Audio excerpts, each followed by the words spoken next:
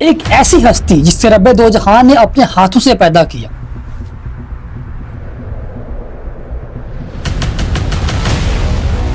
تمہیں یہ پھل کھانا چاہیے پھر تم ہمیشہ زندہ رہو گے.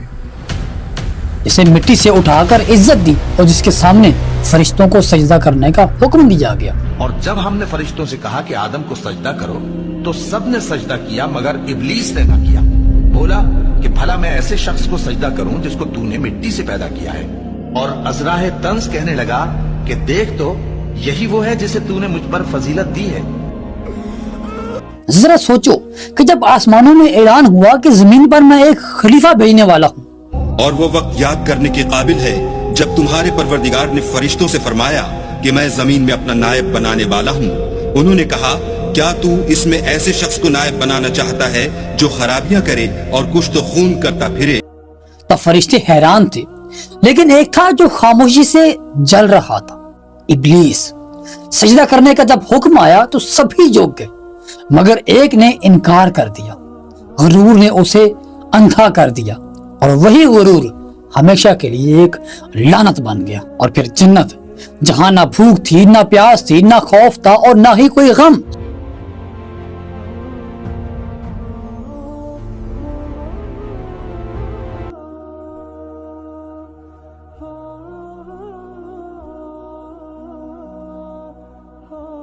ہر نعمت وہاں پر حاضر تھی، بس ایک درخت سے روکا گیا تھا. اور اللہ نے آدم کو بس ایک درخت سے منع کیا کہ اس کے پاس ہرگز نہ جانا. تم اس درخت کا پھل کھاؤ تاکہ تم ہمیشہ زندہ رہو. اور یہی وہ موڑ تھا جہاں انسان کی پہلی آزمائش شروع ہوئی. شیطان نے سرگوشی کی، جھوٹی قسمیں کھائیں، ہمیشہ رہنے کا خواب دکھایا. میں اللہ کی قسم کھاتا ہوں تم یہ پھل کھا لو ہمیشہ زندہ رہو گے. اور ایک لمحے کی لغزش اس نے جنت سے زمین تک کا سفر لکھ دیا.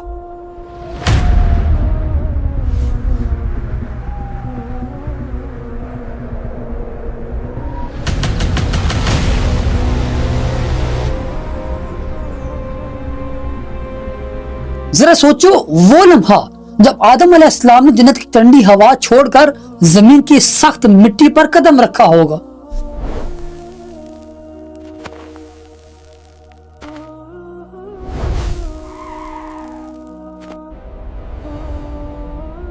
اے ہمارے پروردگار، ہم جانوں پر ظلم کر گزرے ہیں. نہ محل تھا، نہ آسائش تھی، صرف اور صرف ندامت تھی، آنسو تھے اور دل سے نکلی ہوئی وہ دعا تھی جس نے تاریخ بدل دی. پروردگار ہم نے اپنی جانوں پر ظلم کیا اور اگر تو ہمیں نہیں بخشے گا اور ہم پر رحم نہیں کرے گا تو ہم تباہ ہو جائیں گے.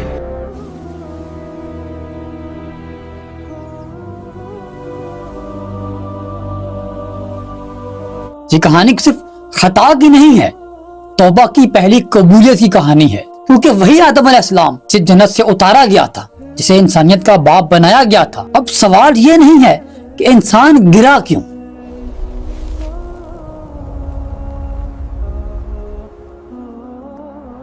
سوال یہ ہے کہ انسان نے سنبھلنا کیسے سیکھا اور کس سے سیکھا. حضرت آدم علیہ السلام کے بعد زمین پر پہلی بار دو بھائی آمنے سامنے کھڑے تھے. ایک کا دل صاف تھا اور دوسرے کا دل حسد اور نفرت سے بھرا ہوا.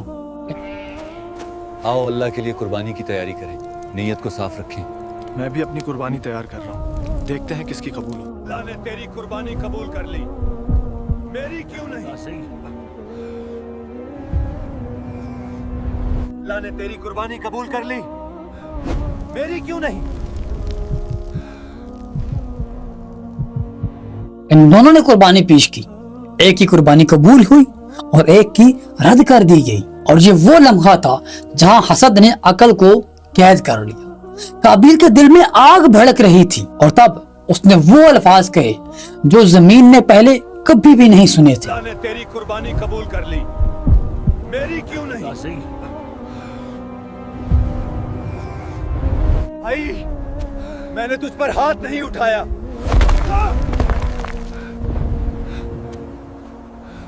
بھائی میں نے تجھ پر ہاتھ نہیں اٹھایا. خاموش. کہ میں تمہیں قتل کر دوں گا. بے شک یہ الفاظ اردو زبان کے نہیں تھے، لیکن ان کی تاثیر اور ان کا مطلب یہی تھا۔ حابیل خاموش تھا، اس کے جواب میں طاقت نہیں، خوف نہیں، بلکہ صرف اور صرف رب دو جہاں کا خوف تھا۔ اور پھر وہ لمحہ آیا جہاں انسان نے پہلی بار انسان کا خون بہایا۔ بھائی میں نے تجھ پر ہاتھ نہیں اٹھایا۔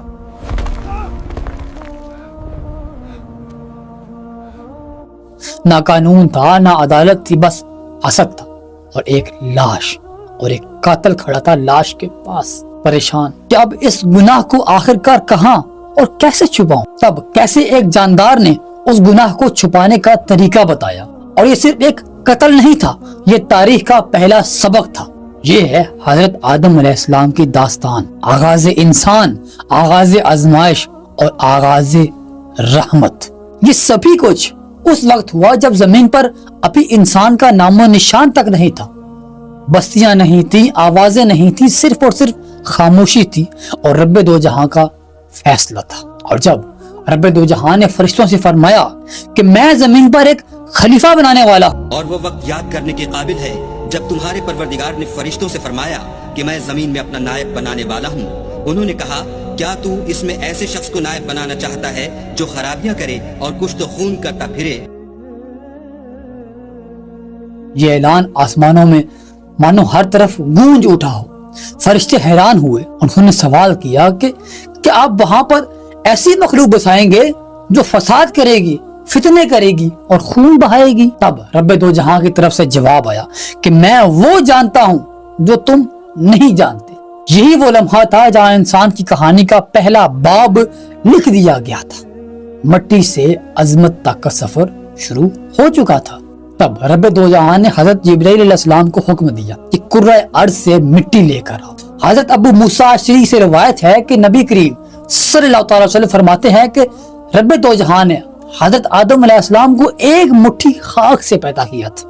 یہ مٹھی تمام زمین کے ہر ایک کونے سے لی گئی تھی، اور یہی وجہ ہے کہ حضرت آدم علیہ السلام کی نسل میں مختلف رنگ و زبان کے لوگ پائے جاتے۔ حضرت ابو ہریرہ سے روایت ہے کہ نبی کریم صلی اللہ تعالی وسلم نے فرمایا کہ جب اللہ تعالیٰ نے آدم علیہ السلام کو پیدا فرمایا اور ان میں روح پھونکی تو ان کو چھینک آئی، جس پر انہوں نے الحمدللہ کہا۔ یوں سب سے پہلے ان کے منہ سے رب دو جہاں کی حمد نکلی۔ جب آدم علیہ السلام کی تخلیق مکمل ہو چکی تھی، جب مٹی کا وہ پیکر رب دو جہاں کے حکم سے انسان بن چکا تھا اور اس بے جان وجود میں روح پھونک جا چکی تھی، کائنات نے ایک ایسا منظر دیکھا جو اس سے پہلے کبھی نہیں دیکھا گیا تھا۔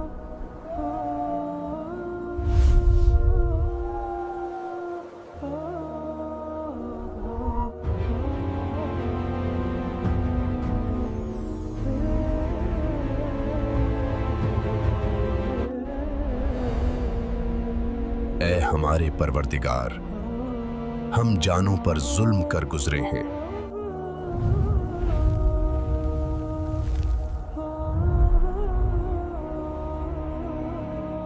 وہ مٹی جو کل تک زمین پر روندی جا رہی تھی، اب رب دو جہاں کی ایک تخلیق بن کر کھڑی تھی۔ آدم علیہ السلام نے آنکھیں کھولی اور علم ان کے دل و دماغ میں بھر دیا گیا تھا۔ رب دو جہاں نے انہیں وہ نام سکھائے جو فرشتے نہیں جانتے تھے، نہ آسمان کی کوئی اور مخلوق جانتی تھی۔ اور پھر رب دو جہاں نے فرشتوں کو جمع کیا، وہ فرشتے جو نافرمانی کا تصور بھی نہیں کر سکتے تھے، جو رات دن تسبیح میں مصروف رہتے تھے، جن کے پر نور سے بنے تھے اور جن کا کام صرف اور صرف حکم مانا تھا۔ رب دو جہاں نے فرمایا میں نے آدم علیہ السلام کو علم دیا ہے، اگر تم سچے ہو تو ان چیزوں کے نام بتاؤ۔ کو سب چیزوں کے نام سکھائے، پھر ان کو فرشتوں کے سامنے کیا اور فرمایا کہ اگر سچے ہو تو مجھے ان کے نام بتاؤ۔ انہوں نے کہا تو پاک ہے، جتنا علم تو نے ہمیں بخشا ہے اس کے سوا ہمیں کچھ معلوم نہیں۔ تب فرشتے جھک گئے، انہوں نے اعتراف کیا کہ اے ہمارے پیارے رب، ہمیں وہی علم ہے جو تو نے ہمیں سکھایا ہے، ہم اس سے زیادہ کچھ بھی نہیں جانتے۔ اور یہ وہی لمحہ تھا جہاں انسان کی فضیلت کا اعلان ہو چکا تھا، طاقت کی وجہ سے نہیں، نہ ہی نور کی وجہ سے، بلکہ صرف اور صرف علم اور ذمہ داری کی وجہ سے۔ اور پھر وہ حکم آیا جس نے تاریخ کا رخ ہی بدل دیا۔ رب دو جہاں نے فرمایا اے فرشتوں، آدم کو سجدہ کرو۔ اور جب ہم نے فرشتوں سے کہا کہ آدم کو سجدہ کرو تو سب نے سجدہ کیا مگر ابلیس نے نہ کیا، بولا कि भला मैं ऐसे शख्स को सजदा करूं जिसको तूने मिट्टी से पैदा किया है। ये सजदा कोई इबादत के लिए नहीं था, ये ताजीम थी, ये इंसान के मकाम का एतराफ था। आसमानों में एक साथ हरकत हुई, तमाम फरिश्ते झुक गए और कायनात में मुकम्मल तौर पर खामोशी छा चुकी थी। हर तरफ सिर्फ अताअत थी। लेकिन इसी खामोशी में यकायक एक दिल ने इनकार कर दिया, इब्लीस ने, जो फरिश्तों के साथ रहता था, जो इबादत गुजार था, जो खुद को बहुत ही अजीम तरीन साजिद समझता था। उसके अंदर यकदम गरूर जाग उठा। उसने खुद को आग से बना हुआ समझा और आदम अलैहिस्सलाम को मिट्टी से बना हुआ। उसने कहा कि मैं इस आदम से बहुत बेहतर हूँ, तूने मुझे आग से बनाया है और इस आदम को मिट्टी से। ये वो पहला लम्हा था जहाँ गरूर ने सजदे को रोक दिया, जहाँ इबादत ने तकब्बुर का लिबादा ओढ़ लिया। तब रब्बे दो जहां ने पूछा, किस चीज ने तुझे रोका है सजदे से? और इब्लीस का जवाब उसके जवाल की मोहर बन गया। सिर्फ एक सजदे से इनकार नहीं था, ये रब्बे दो जहां के हुक्म के सामने अपनी राय रहने की जिसारत थी। इसी लम्हे इब्लीस रहमत से दूर कर दिया गया और इंसान की आजमाइश शुरू हो गई। ये वो दिन था जब आदम अलैहिस्सलाम को इज्जत मिली और शैतान को मोहलत। ये वही लम्हा था जहाँ इंसान को बुलंद कर दिया गया और गरूर को हमेशा के लिए गिरा दिया गया, और यहीं से इंसान और शैतान की दुश्मनी शुरू हो गई। अब यूं तो आदम अलैहिस्सलाम के लिए जन्नत में बहुत सारी आसाइशें थी, नेमतें थी, हर तरह की आसानियां थी, लेकिन उसके बावजूद हज़रत आदम अलैहिस्सलाम तन्हाई महसूस कर रहे थे। चुनांचे रब्बे दो जहां ने उनकी तन्हाई दूर करने का बंदोबस्त फरमा दिया, हज़रत हव्वा अलैहिस्सलाम को पैदा करके। मोहम्मद बिन इसहाक, मोहम्मद बिन अब्बास से रिवायत करते हैं कि हज़रत हव्वा को आदम अलैहिस्सलाम की बाईं तरफ की छोटी पसली से पैदा किया जबकि वो सो रहे थे। और फिर रब्बे दो जहां ने आदम अलैहिस्सलाम को हुक्म फरमाया कि वो और उनकी बीवी जन्नत में सुकूनत फरमाएं, जहां चाहो जो कुछ चाहो बिला रोक टोक खाओ, लेकिन उस एक दरख्त के पास ना जाना वरना तुम जालिमों में से हो जाओगे। और अल्लाह ने आदम को बस एक दरख्त से मना किया कि उसके पास हरगिज़ ना जाना। हजरत आदम अलैहिस्सलाम और हजरत हव्वा अलैहिस्सलाम बड़े आराम और सुकून से जन्नत में रहने लगे। अब रिवायत में है कि हजरत आदम अलैहिस्सलाम 100 साल और कुछ रिवायत में है कि 60 साल तक जन्नत में रहे, और इस अरसे में दोनों पर जन्नत के किसी भी हिस्से में जाने पर कोई पाबंदी नहीं थी सिवाय शजरे ममनुआ के। है और अल्लाह ने आदम को बस एक दरख्त से मना किया कि उसके पास हरगिज़ ना जाना। और शैतान अब उन दोनों का खुला दुश्मन बन चुका था। वो अपनी सजा का बदला लेने के लिए बेकरार था। उसकी शदीद ख्वाहिश थी कि ये दोनों अल्लाह ताला के हुक्म की खिलाफ वर्जी करें। तुम्हें ये फल खाना चाहिए, फिर तुम हमेशा जिंदा रहोगे।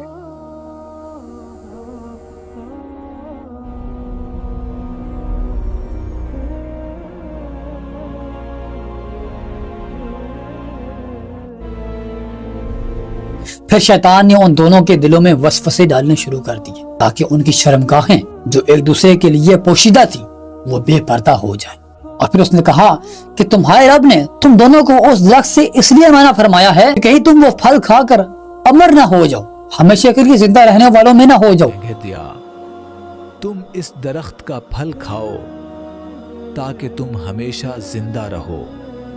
मैं अल्लाह की कसम खाता हूँ, तुम ये फल खा लो, हमेशा जिंदा रहोगे। तो फरिश्ते ना बन जाओ। तब शैतान की इन बातों ने हजरत हव्वा अलैहिस्सलाम को थोड़ा बहुत सोचने पर मजबूर कर दिया, और फिर शैतान के मुसलसलवार और तवातुर के साथ साजिशें रंग लाई और उसने हजरत हव्वा अलैहिस्सलाम को फल खाने पर राजी कर लिया। और एक दिन हजरत हव्वा ने हजरत आदम अलैहिस्सलाम से कहा कि हम उस शजरे ममनू का जरा सा हिस्सा खाकर देखते हैं कि आखिरकार वो क्या राज है जो रब्बे दो जहां ने इसे हमें खाने से मना फरमाया है।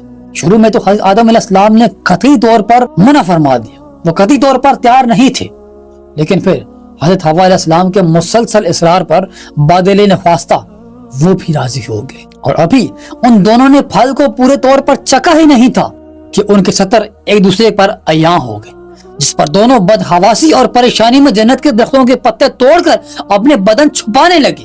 तब रब्बे दो जहां ने दोनों को मुखातब किया और फरमाया, क्या मैंने तुमको मना नहीं किया था कि इस दरख्त के पास ना जाना, इसका फल ना खाना? ए आदम की औलाद, क्या मैंने तुमसे कह नहीं दिया था कि शैतान को न पूजना, वो तुम्हारा खुला दुश्मन है, और ये कि मेरी ही इबादत करना यही सीधा रास्ता है, और उसने तुम में से बहुत सी खलकत को गुमराह कर दिया था। और शैतान के वरगलावे में ना आना, बेशक वो तुम्हारा खुला दुश्मन है। दोनों ने जब अल्लाह की पुकार सुनी तो मारे खौफे इलाही के कांप उठे, निहायत ही लाचारी और आजिज़ी से अपनी खता पर नामिदो शर्मिंदा हुए और बारगाह खुदाबंदी में अर्ज की कि ऐ हमारे रब, हम दोनों से बहुत बड़ी गलती हो चुकी है। अब अगर आप हम पर रहमो करम नहीं करेंगे, हमें माफ नहीं करेंगे तो हम तबाह बर्बाद हो जाएं। ऐ हमारे परवरदिगार, हम अपनी जानों पर जुल्म कर गुजरे हैं, अगर आपने हमें माफ ना किया तो नामुराद लोगों में शामिल हो जाएंगे। दो जहां ने फरमाया कि अब तुम दोनों एक खास मुद्दत तक जमीन ही पर रहोगे जहां तुम एक दूसरे के दुश्मन होगे और वहां ही मरना और उसी में से पैदा होना। चुनांचे उन दोनों को जमीन की तरफ रवाना कर दिया गया।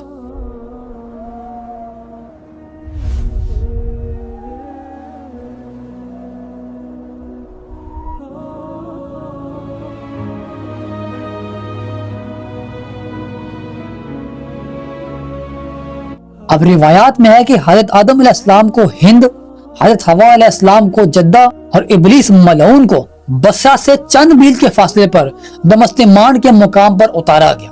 हजरत सद्दी रहमतुल्लाह अलैह फरमाते हैं कि जब हजरत आदम अलैहिस्सलाम जन्नत से हिंद में उतरे तो उनके पास हिजर अस्वद था और जन्नत के दरख्तों के पत्तों की एक मुट्ठी थी, और फिर हजरत आदम अलैहिस्सलाम ने उन पत्तों को जमीन पर फैलाया और ये खुशबूदार दरख्त उन पत्तों ही की पैदावार है। हजरत इब्ने अब्बास से मरवी है कि हजरत जिब्राइल अलैहिस्सलाम हजरत आदम अलैहिस्सलाम के पास गंदम के 7 दाने लेकर आए। हजरत आदम अलैहिस्सलाम ने पूछा कि ये क्या है? तब अर्ज की गई कि ये उस दरख्त का फल है जिससे आपको खाने से मना किया गया था, लेकिन आपने तनावुल फरमा लिया था। फरमाया तो अब मैं इसका क्या करूंगा? अर्ज किया गया उनको जमीन में बो दीजिए।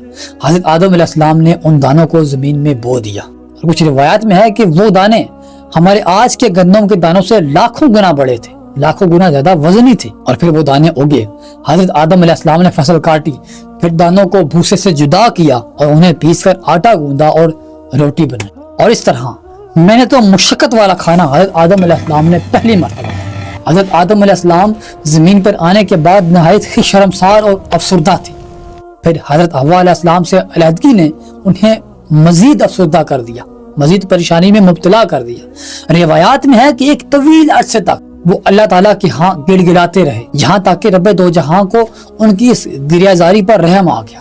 और फिर एक दिन जिब्रील अलैहिस्सलाम ने हजरत आदम अलैहिस्सलाम के पास आकर उन्हें अल्लाह की जानिब से मुआफी की नवीद सुनाई। हजरत आदम अलैहिस्सलाम खुशी से सरशार होकर बारगाह खुदाबंदी में सजदा रेज़ हो गए। और फिर हजरत जिब्राइल अलैहिस्सलाम उन्हें लेकर मक्का आए, जहां हजरत आदम अलैहिस्सलाम ने काबा शरीफ की बुनियाद रखी और हिजर अस्वद को काबा की दीवार पर नस्ब फरमाया और फिर उसके इर्द गिर्द तवाफ किया। तवाफ से फारग होकर हजरत जिब्राइल अलैहिस्सलाम उन्हें जबल अरफात पर ले गए, जहां हजरत हव्वा अलैहिस्सलाम तशरीफ फरमा थी। लेकिन तवील अरसे की जुदाई और हालात ने उनको जिस्मानी तौर पर बहुत ही खराब कर दिया था। चनाचे वो दोनों एक दूसरे को पहचान नहीं पा रहे थे, इस पर हजरत जिब्राइल अलैहिस्सलाम ने दोनों का तारफ करवाया। तब हजरत आदम अलैहिस्सलाम और हजरत हव्वा अलैहिस्सलाम की मुलाकात के बाद रब्बे दो जहां ने उन्हें औलादे कसीर अता फरमाई। हव्वा अलैहिस्सलाम जब उम्मीद से हुई तो एक लड़का और एक लड़की पैदा हुई, और जब दोबारा उम्मीद से हुई तो फिर एक लड़का और एक लड़की पैदा हुई। पहले वाले लड़के की शादी दूसरी मर्तबा वाली लड़की से और दूसरी मर्तबा वाले लड़के की शादी पहली मर्तबा वाली लड़की से तय हुई। चनाचे पहली मर्तबा काबिल और उनकी बहन अकलिमा पैदा हुई और दूसरी मर्तबा हाबिल और उनकी बहन यहूदा पैदा हुई। तब हजरत आदम अलैहिस्सलाम ने अकलिमा की शादी हाबिल से और यहूदा की शादी काबिल से करना चाहिए, मगर काबिल ने यहूदा से शादी करने से इनकार कर दिया। वो अकलिमा से शादी करना चाहता था क्योंकि वो यहूदा से बहुत ज्यादा खूबसूरत थी।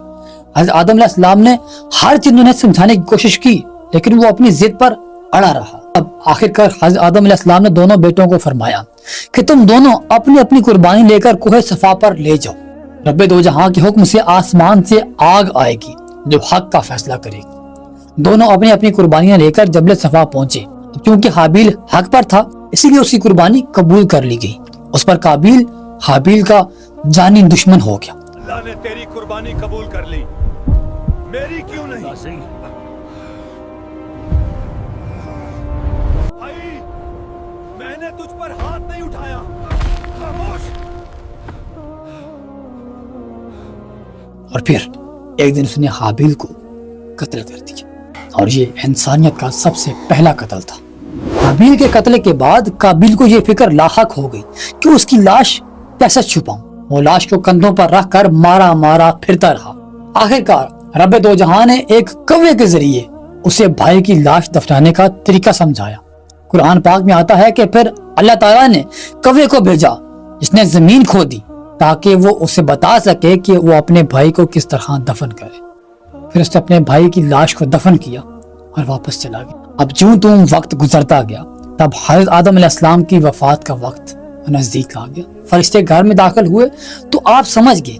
अपनी अहलिया हज़रत हवा अलैहिस्सलाम और अपने बच्चों से फरमाया कि तुम सब मुझे तन्हा छोड़ दो। उसके बाद रब दो जहां की हम्द व सना में मसरूफ हो गए। फरिश्तों ने रूह कब्ज की, फिर गुस्ल दिया और फिर कफन दिया और फिर खुशबू लगाकर उन्हें कब्र मुबारक में दफन कर दिया गया।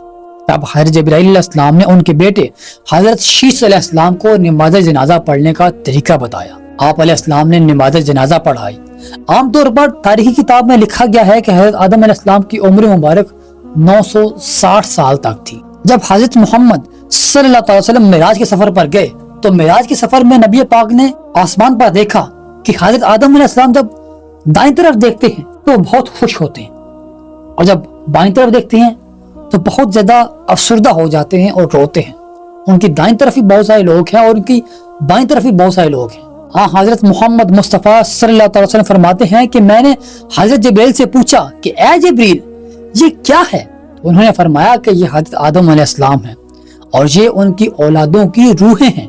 जब वो दाईं तरफ देखते हैं तो वहां पर जन्नती रूहें हैं तो वो हंसते हैं और खुश हो जाते हैं और रब्बे दो जहां का शुक्र अदा करते हैं। और जब बाईं तरफ देखते हैं तो वो जहन्नमी रूहें हैं तो वो रोने लगते हैं। हजरत उमर रज़ियल्लाहु ताला अन्हु से मरवी है कि नबी करीम मोहम्मद मुस्तफ़ा सल्लल्लाहु अलैहि वसल्लम ने फरमाया कि जब हजरत आदम अलैहिस्सलाम से लग़ज़िश हुई तो उन्होंने बारगाह खुदाबंदी में अर्ज किया कि ऐ मेरे परवरदिगार, मैं आपसे मोहम्मद के वसीले से सवाल करता हूँ कि आप मेरी मग़फ़िरत फरमा दें। रब्बे दो जहां ने फरमाया तूने मोहम्मद को किस तरह जान लिया जबकि मैंने तो उसको अभी तक पैदा भी नहीं किया। तब हजरत आदम अलैहिस्सलाम ने अर्ज किया कि ऐ परवरदिगार, जब आप मुझे अपने हाथों से पैदा फरमा रहे थे मुझ में जान डाली, फिर मैंने अपना सर उठाया और अर्श पर देखा कि अर्श पर लिखा हुआ है ला इलाहा इल्लल्लाह मुहम्मदुर रसूलुल्लाह। तो मैंने जान लिया कि जिस जात का नाम आपने अपने नाम के साथ लिख रखा है, अपने नाम के साथ मिला रखा है, उससे बढ़कर आपके नजदीक कोई और महबूब नहीं हो सकता। तब आपकी और मेरे रब्बे दो जहां ने फरमाया कि ए आदम, तूने सच कहा, वो मेरे नजदीक सबसे ज्यादा महबूब हैं और जब तूने उनके वसीले से मुझसे दुआ मांगी तो बस मैंने तुम्हें बख्श दिया।